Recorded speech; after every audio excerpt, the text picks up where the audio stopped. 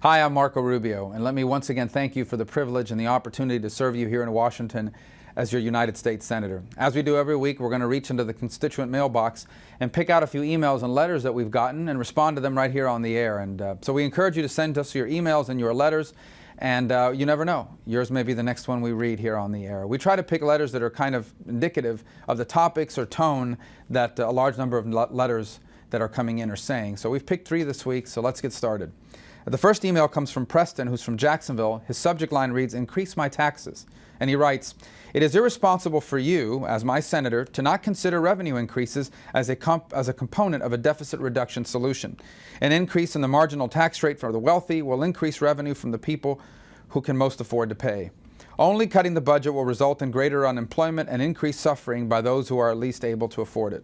At the same time, Social Security, Medicare, and Medicaid reform must also be addressed. Take the cap off Social Security contributions. Consider means testing. Increase pressure on medical fraud and push for tort reform. Broaden the tax base. Increase marginal tax rates for the wealthy. Close the most egregious loopholes in the tax laws." Then he writes in capitals, "Compromise. Try it. You might like it." This is from Preston in Jacksonville. Well, you touched upon a lot of different things, Preston. I'll try to get to each one. Let's start first with the issue of revenue. I actually do want us to have more revenue. Where I think you and I disagree is on how to generate more revenue. You say to generate more revenue by increasing the marginal rates on the wealthy. First, let's define what wealthy means. The president defines wealthy as anyone who makes more than $200,000 a year. And by the way, we have to remind ourselves that $200,000, when you talk about the personal rates, we're not just talking about individuals, we're talking about a lot of small companies that are organized as S corporations. Most small businesses in Florida and across the country, they're organized as S corporations. S corporations pay on the personal rate. So that means that if you run a company that makes more than $200,000 a year, you're going to have your taxes increased. Now, what does a company do, or an individual running these companies do, when their taxes go up? Well, they either don't expand, and sometimes they even lay people off. It's the reason why in December of last year, the President of the United States said that during a recession was the wrong time to raise taxes. That's what the President said, not just what I say. And he was right. And that's why he refused to raise taxes last December. Well, now, 10 months later, it's a good idea to raise taxes in the middle of a recession. This is not about ideology. This is not about partisanship. It's about the fact that if you raise taxes on the so-called wealthy, which is more often than not people making a little bit over $200,000 or small businesses making over $200,000, you're going to increase unemployment, and that won't generate more revenue. Here's what will generate more revenue. Not more taxes, more taxpayers. That means more people working. You know that if our economy grew by just 1%, it would put an enormous dent on all this debt problem that we're facing in this country. Economic growth means job creation. But the only way you're going to get people to create jobs in America, which means to start a new business or expand an existing business, is to do some of the things you've talked about. Number one is tax reform.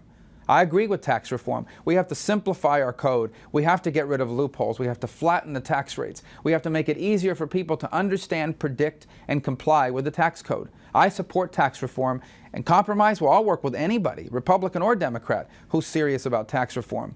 The second thing we need to do is regulatory reform. Especially small businesses are being strangled by regulation after regulation imposed on them by every level of government, not the least of which is the federal government. In a State of the Union speech, the President says he supports looking at regulations and eliminating the ones that are unnecessary. But so far we've seen little action. Again, I'll work with anybody, Republican, Democrat, Independent, who is serious about regulatory reform. And the last thing we need to do is have a serious plan to tackle our debt. After all, no one is going to invest money in an economy that owes more money than the economy's worth. No one's going to invest money in the future of a country that they believe is headed for higher tax rates and higher interest rates. And that's what people believe now, because there is no plan to bring our debt under control. You identify some of the programs that contribute to our debt. For example, Medicare. I don't want to get rid of Medicare. I want to save Medicare. My mom's on Medicare. I want Medicare to exist without any changes for her, and I want it to exist for me when I retire and for my children when they retire. But in order to save Medicare, we're going to have to reform it for people like me. Not make any changes for people like my mom, but we're going to have to make changes for people like me.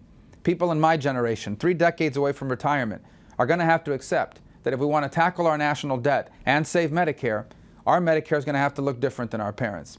So you talked about some of the ideas that I think are on the table. Clearly going after fraud and abuse, clearly tort reform, means testing. These are all ideas that are on the table, and they should be explored. And I'll work with anybody who's serious about solving these problems. I've said that when I was running for office, and I say that now that I'm here in the United States Senate. Thank you for your email, Preston. Our second email comes from Melissa in Tampa. Her subject is Trafficking Victims Protection Act. She writes, I just learned that the Trafficking Victims Protection Act is set to expire on September 30th of 2011. This very important piece of legislation provides mechanisms to prevent vulnerability, protect survivors, and prosecute human traffickers in the United States. As a graduate student focusing my research and professional career on the prevention of violence, I believe this is a very important piece of legislation to support. I kindly request you consider supporting the Trafficking Victims Protection Act. The nearly 17,500 human beings trafficked into the U.S. each year, and many others that currently live in bondage within our borders will be grateful, and as an American who cherishes and values freedom, so will I. Well, Melissa, thank you for writing that email. In fact, this has become one of the priorities of our office, the issue of human trafficking. Number one, we're co-sponsoring that bill. We do support it, and we look forward to working with the sponsors of the bill to make it even more powerful. The second thing we're doing is engaging with our allies around the world. You know, every time an ambassador comes up for a hearing before the Foreign Relations Committee that I sit on, anytime we meet with anyone who's from another country, we always talk about the issue of human trafficking. As you know, the State Department every year issues a report, and it ranks countries in tiers depending on whether they're successful or making efforts to become successful in tackling this issue. In just a few weeks, for example, before the end of this year, we expect to have hearings, which I hope to chair, on the issue of human trafficking. Continue to create awareness, because after all, it's not just about passing laws. It's about creating awareness and a national and international conscience on behalf of this issue. So I'm glad you care. We do too, Melissa, and we look forward to working with activists like you to make sure that America and my office become a leader in the fight against global human trafficking. Our last email is from Donald and Ruth, who live in Green Cove Springs. Their subject is Pass a Clean Disaster Relief Bill. They write, it is totally wrong to couple spending cuts with disaster relief. You have the super committee working on spending cuts. Your job is to get the badly needed disaster relief bill passed without all this phony stuff about needing spending cuts. Do the right thing, set aside all the spending cut distractions, and pass a clean disaster relief bill.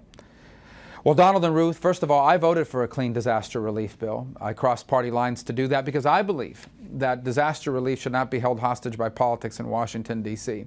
If someone has 3 feet of water in their living room, they don't care about this haggling going on in Washington. They want the federal government to come to their aid. And in fact, that is the proper role of government. The proper role of government is, disaster relief is a proper role for the federal government to play, and I support it. Now, ideally, I would like to see the money offset, sure. I mean, we're living in a time of great growing debt. We're living in a time of a real spending crisis in the United States and a growing yearly deficit. And so anytime you can offset spending, you should offset spending. And I support offsetting spending to pay for disaster relief.